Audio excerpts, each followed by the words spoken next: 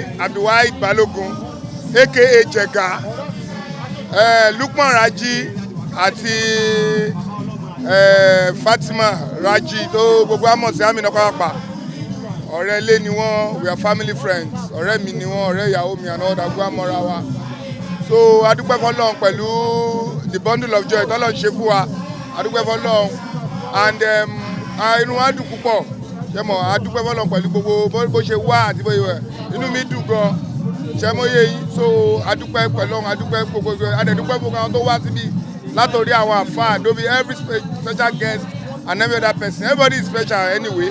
So àgbàdúrà pé gbogbo nǹkan báyìí gbogbo nǹkan tó ṣẹlẹ̀ lé wọ̀ yìí kọ́lọ̀ jẹ́ kó máa ṣẹlẹ̀ lé tiwa náà road dùnú nǹkan dùnú kó máa ṣẹlẹ̀ nílé gbogbo wa. Ọmọ tá dẹ̀ bí náà ó ti mọ̀ wá àwa ti mọ̀ kọ́lọ̀ jẹ́ kó mọ̀ wá. Abdulazim lórúkọ ẹ̀ ṣe understand, ó ti mọ̀ wá kọ́lọ̀ jẹ́ kí àwa ti mọ̀ kọ́lọ̀ jẹ́ kóun náà mọ̀ wá. Lẹ́yìn eléyìí ìbejì láyọ̀ látọrọ fún wọn lẹ́kọ̀ọ́ bí alamẹ́ríkà ni ẹ. Orúkọ mi ni ọmọọba Ganiyu Adio Adeniji.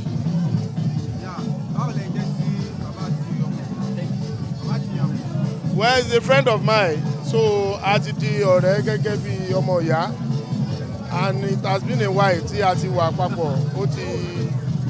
Ó ti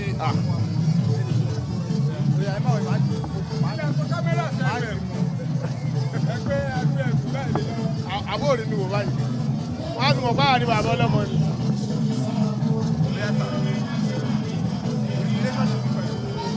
So ọ̀rẹ́ bí ọmọ ìyá ni wá, and he's a very nice guy. Ó jẹ́ èèyàn kan tó jẹ́ pé ìrẹ́ni tó fẹ́ da fún kínú bí. So gbàdájọ́ wà á mọ bí nǹkan ṣe rí, but we give thanks to Almighty Allah for today. Ìyàwó ẹ̀ náà Àbẹ̀jẹ́ àbúrò mi ni, ọmọ mi ni, so mi ò dẹ̀ regret pé àjọ wà. Òun náà tún jẹ́ ọmọ kan tó jẹ́ pé ìlọsíwájú èèyàn ló máa ń dùn ún gan. So we give thanks to Almighty Allah for the grace of life and the opportunity tó fún wa lẹ́ni fún ọmọ tuntun Abídèmí àjọlórúkọ kalẹ̀ pẹ̀lú òkú Ọlọ́run.